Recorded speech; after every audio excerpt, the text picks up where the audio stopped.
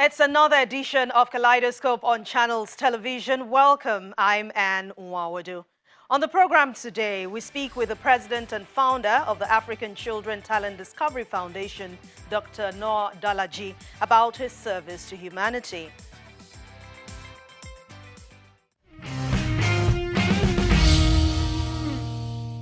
Once again, welcome to the program. Let's tell you about the African Children Talent Discovery Foundation. Founded in 2008, the African Children Talent Discovery Foundation is a leading international non-profit with a mission to empower children, youth and communities in situations of extreme poverty, illiteracy, diseases and social injustice. As a United Nations Grade C non-profit organization, it has over the years become known for its humanitarian gestures, especially in areas of empowering the less privileged. Through its numerous programs, ACTDF has supported more than 25,000 beneficiaries in areas such as provision of scholarships across all levels of education, social and community development programs, widows and gender equality empowerment initiatives, healthcare interventions, sports development, youth empowerment and infrastructural development.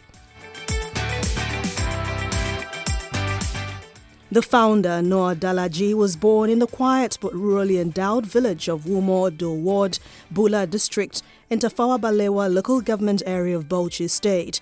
He made his mark when, as a young star, he contributed enormously to his community's development before establishing the ACTDF, which has, through purposeful and visionary leadership, carved a niche for itself in the service to humanity.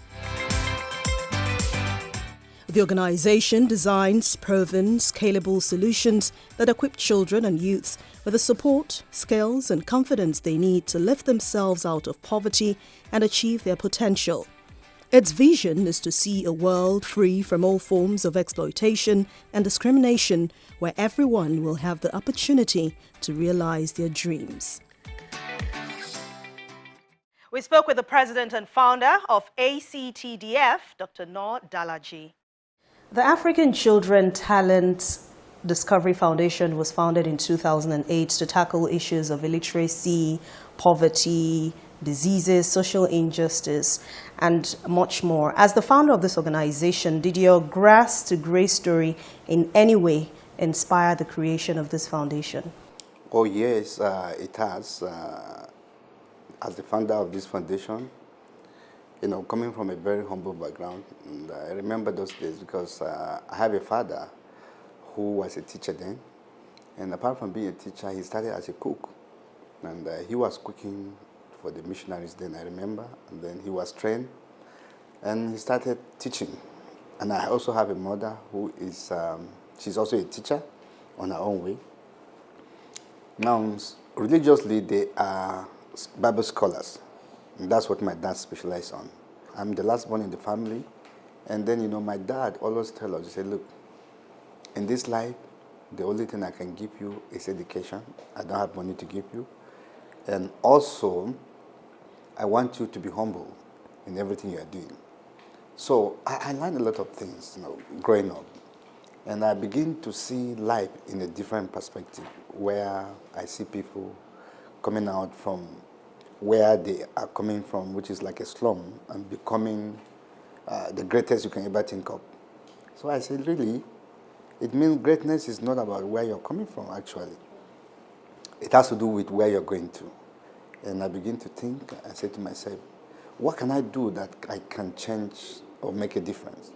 So I realized that people who are born nature are important people in this world, because nature does not make a mistake. And what they need to know is to recognize who they are and to work on the line of the talent they have. So because of that, I started working on this program that has given birth to the African Children Talent Discovery Foundation, which have changed my life tremendously, and by way of thinking and then by way of association and all that. And that has given me a milestone ahead of I can call them my mate, and then my age group and all that. And I start to wear a bigger shoe, and then I begin to think that, okay, everything in this life is possible. Organizations have roadmaps they follow when it comes to corporate social responsibility. What is the roadmap for your foundation? Well, first of all, we are a non-profit organization, and we are a UN Grade C, ECOSO Council, and then also, so therefore, our roadmap is the SDG, Sustainable Development Goal Program that is being initiated by the United Nations worldwide. So if you look at the programs that they are doing, it's more of intervention. So we follow the same roadmap as an organization. Looking at our program, we discover talent. And when you discover talent, you don't just discover and leave the talent. You have to develop those talent. And that's what we have been doing. By the grace of God today, I think we are one of the NGO in this country that were able to sign a sister city in 10 years with the city of Auckland, where we produce about 50 to 60 scholarships every year. Nigerian young people who qualify, we send them to school there free of charge. And we also have a program through that sister city about the health sector where we are bringing a lot of equipment. We can bring equipment worth of millions of, $100 millions, and then give it to them based on this sister city we sign. Free of charge, and equip those hospitals. So let's talk about some of the areas you pay attention to. Let's start with education. Nigeria has the most number of out-of-school children. There are so many challenges in the education sector. What difference is your foundation making in that sector? The good part of it, the difference it's making is two things. When you talk about education, it's actually the roadmap for everyone who is going to stardom and all that. You need education to be able to attain a lot of things in this life. So, but let's talk about education. What type of education are we talking about? We have three different kinds of education. I always tell people three different kinds of knowledge. And the one is, be you a Christian or a Muslim, you must have the knowledge of your God, which for me, the knowledge of God is the most important knowledge on this earth. Then you have the second knowledge. And the second knowledge is the inbuilt ability that you are born with. Because every human being has something inside that you are born with. That's what we call the talent. And some today they are excelling playing football, some they are excelling playing basketball, some they are musicians, they can sing, representing their country, and they are on top on their game. Talking about the head knowledge, which is someone going to school, study various courses, and that's where many challenge we have in this country, Nigeria. Maybe my son is a successful lawyer, and then you look at your son or your daughter and say, I want you to become a lawyer, because my son probably he's a successful lawyer or medical doctor, and you insist that he must be a medical doctor. That is one of the major problems that the Nigerian parent has created. Instead of becoming, helping their children, they become the architect of their failures. I'll give you an example. I have a friend, his name is Ima. Those days in school, he wants to become a journalist, but the father wants him to become a veterinary doctor. And he insists that you must become this. So Ima now went to school to study just to make his father happy, but he was not happy in school. Then University of Medical, I told him one day, I said, Ima, if you know what is good for you, you go back and write a jam or something, go back and you want to study mass communication, right? He said, yes. I said, go back to your department. He said, no, the father. I said, forget about your father. At this point, you are not doing it for your father. Your father will later regret, and then he will apologize to you. And he agreed with me. Now, when he told the father told him that from today you are no longer my child, because this is what I want you to do, and you refuse. So we keep gathering money for Ima, and he graduated. Today, Ima is one of the biggest journalists in New York, and his paper, what's the name of this paper, always go to the White House every week. It's allowed to be sent into the White House in America. The father later joined him in America and apologized to him. So every day he always make reference to what I told him. And that's exactly the kind of problem we're having with our parents. So we took it in a different angle in this foundation. We go through their natural ability. We discover that this one wants to become a medical doctor, and yes, he has the zeal to become a medical doctor, he or her. And then we said, okay, we will look at your antecedent, what you have been, your grade in school from primary to secondary school, and then based on that, we award you with a scholarship. And many of them now are in abroad. I can assure you the impact that this has generated is something you cannot talk about it. We have a lot of students who have graduated, some are still in school.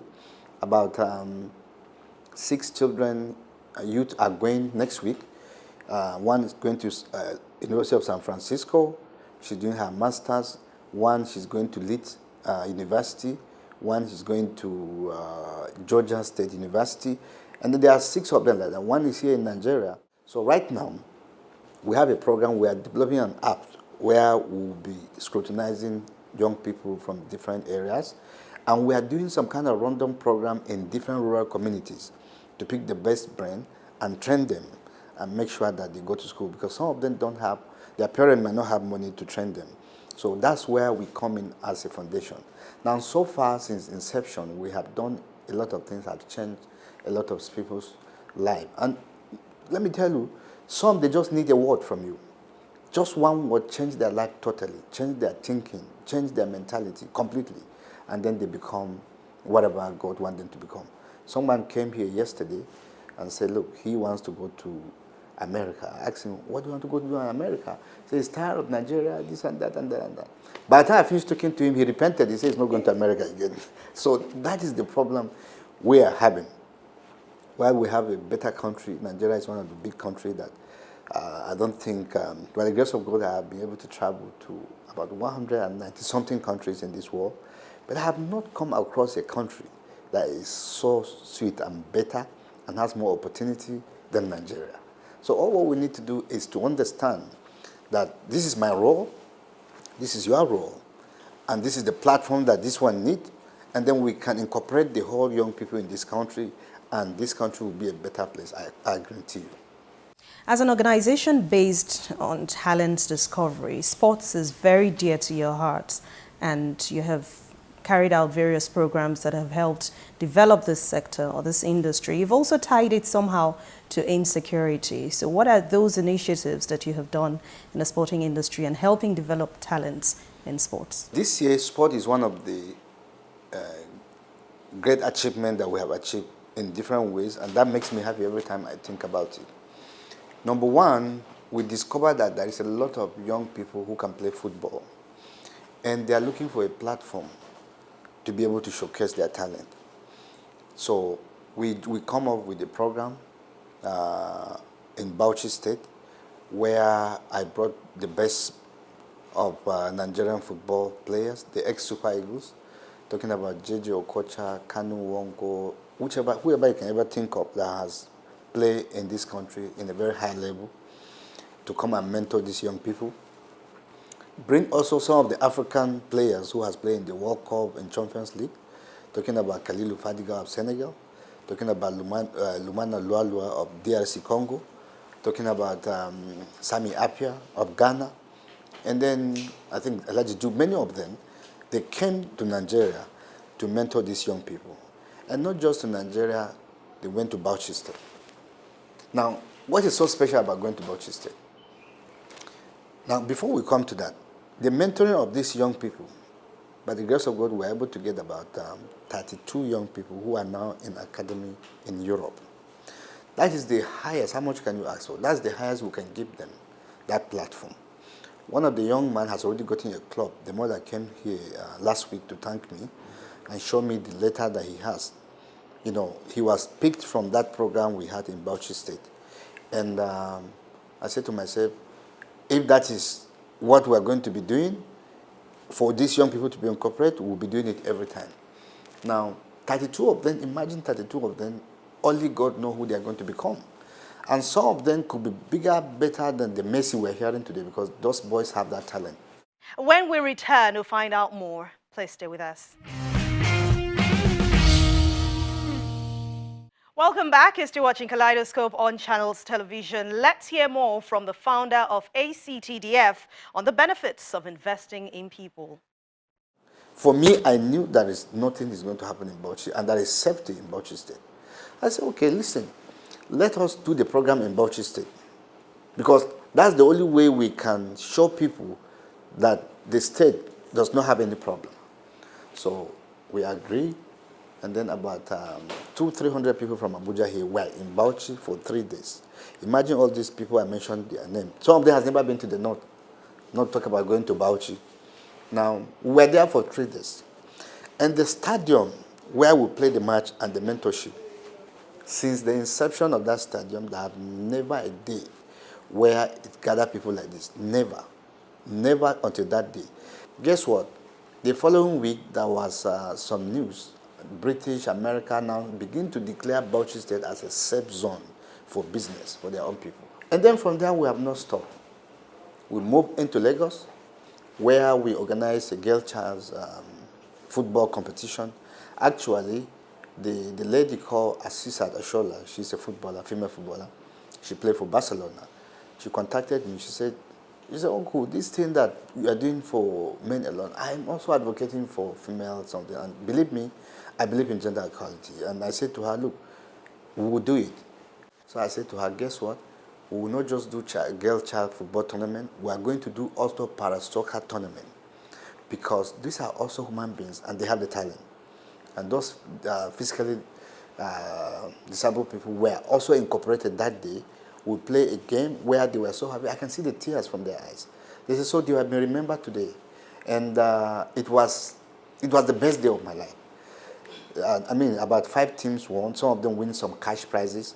And then they were so happy and they said to themselves, so today we have been remembered. And I promised them that we are going to start a league for para-soccer league in Nigeria. Next year, I'm going to start that league so that they'll be incorporated, and also, by the grace of God, who knows? Because I know they have other leagues in Europe. If you look at the Olympic, they are the people who are winning most of the gold medals for Nigeria. These people, and they bring more gold. Every time they go there, about 2, 3, 10 people will win gold medals. So we need to incorporate them. We moved straight to Kano, where we organized basketball tournament under the Legacy program. And the basketball, about 10 states in the north participated, because the way we want to do it is, we are finished with the north now, so we're going to maybe south-south the next time. Another one will go to southwest. You know, we'll go all the geopolitical zone to make sure that all the people participate, because it's not just the north that has the talent, it's not just the south or the east that have the talent. The talent is all over the country. We use the best brand, you know, talking about Olumide ADG, who has played basketball for the Nigerian team and also in America and all that. Brought him and other people to organize it. So we have a YouTube where they were watching them from Europe and America. 14 of them were given scholarship. Each of that scholarship is about $335,000. We just did the program last week here, and we're doing their visa. They'll be on their way next week. Now, they got scholarship to study, and they got admitted into basketball academy. Now tell me, I don't know any of these young people that got this scholarship. But whatever they become in this life, one thing I know, we have contributed our quota. Now we are going into table tennis, long tennis, and also even golf. We are trying to organize golf, different sector of sport, to see how we can incorporate all the sportmen and women in this country to incorporate the young people. Now, in doing that, we are reducing poverty in this country, unemployment in this country, and also being incorporating the young in security in this country. Next year is going to be the biggest one, where I intend to bring people like Cristiano Ronaldo, Leo Messi, the best of the world, to come and mentor these young people. Now, the young people, seeing these people mentoring them, give them hope that, oh, so these idols, I've been seeing them on the television, now they're the one mentoring them. That means I can become like them too. If you look at also during the Olympic, the Honorable Minister spoke to me about the principle he has now. He said they want individual and corporate bodies to adopt the athletes who are traveling for the Olympic. So they recommended a lady called Blessing Okon.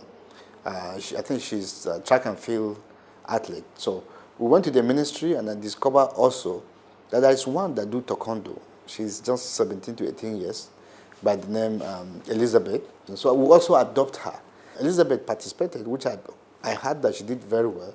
She was removed by the world number one. You know, she was almost defeating that person. So these are the kind of things that make us happy. And by the grace of God, next year we'll adopt more than 5 to see. I want to make sure that one of my adoptees bring medal to this country. Now, your approach is grounded on the conviction that, people living in poverty can become agents of change if they're empowered. Has your foundation intervened and helped bridge the gap, the poverty gap in Nigeria? Yeah, simple. We empowering young people. I have a young man who wrote me a text telling me that he's going to commit a suicide and that he was asked to come to me, to see me. So when he got here, I asked him, I said, young man, are you the person that sent me a message? I said, how did you get my number? He said, while he was drinking alcohol and thinking about what to do with his life, to take off his life, then somebody said, send message, call this number or send number to this man. He might advise you. I asked him to come back the following day and follow me to Lagos. So he came and we went to the airport and then we fly. And then first of all, he fly a private jet for him, he told me for the first time. So we went to Lagos, we went to the hotel. I refused to talk to him. I said they should give him a room. So he was in the room and then he was mingling with people. So he wanted to talk. I said, no, just, there is nothing for you to do for me. I just want you to follow me. Now we were there for 1 week. We got back to Abuja. We'll come back to, okay, while in Lagos there, I said they should give him some money. Maybe he wants to buy some clothes or something.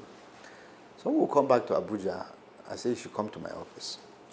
So when he got into my office, I said, now, are you ready to go and take your life?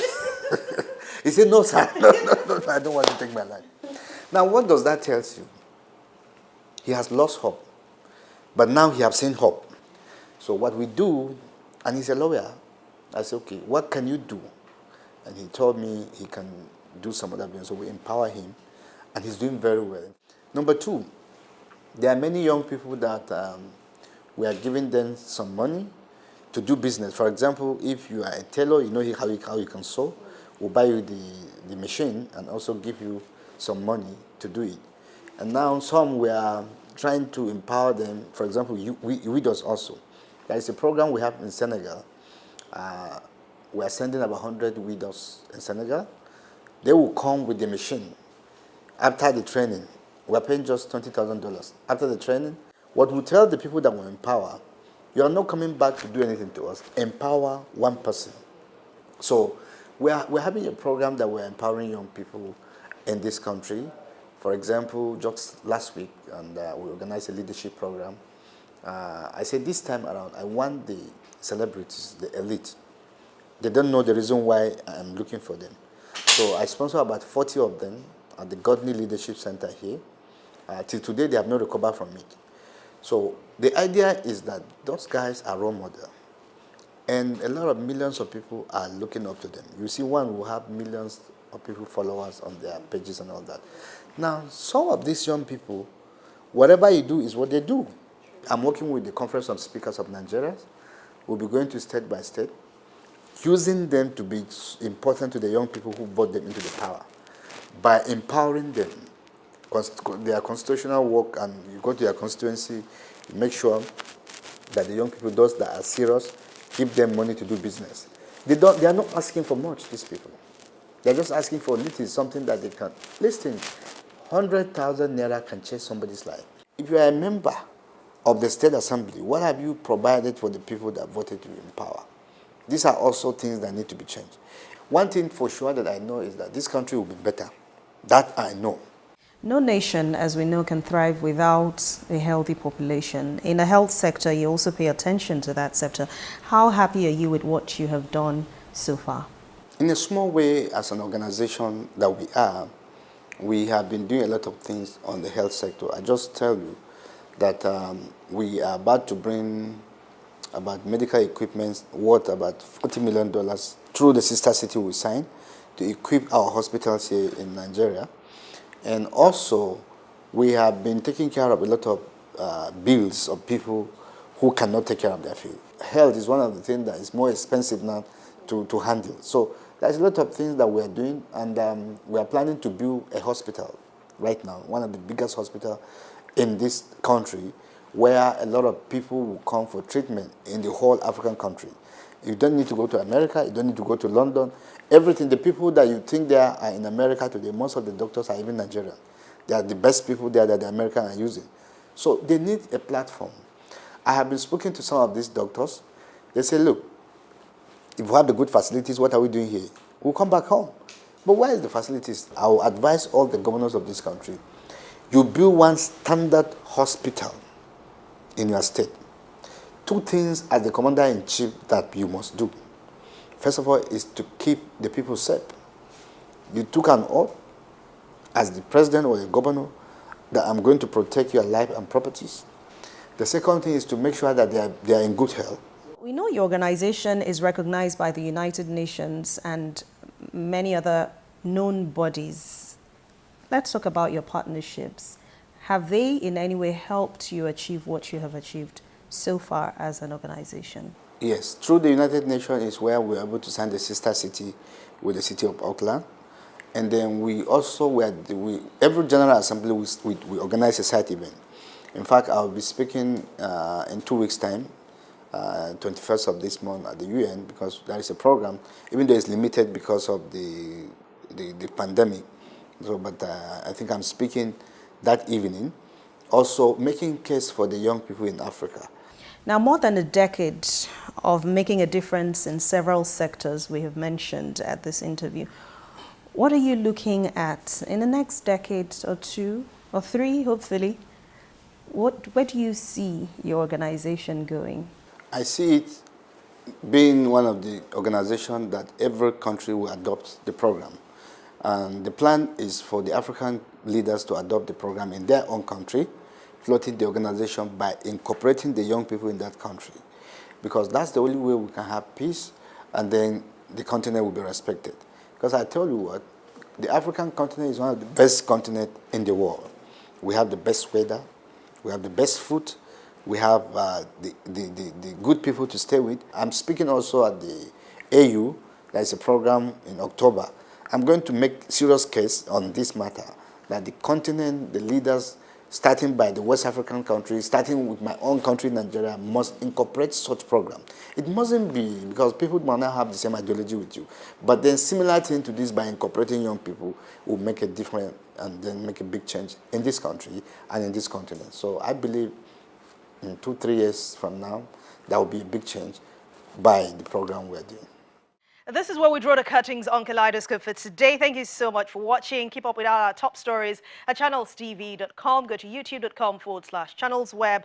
Click on playlist and scroll to Kaleidoscope. I'll see you next time. I'm Anne Nwawadu. Thanks for watching.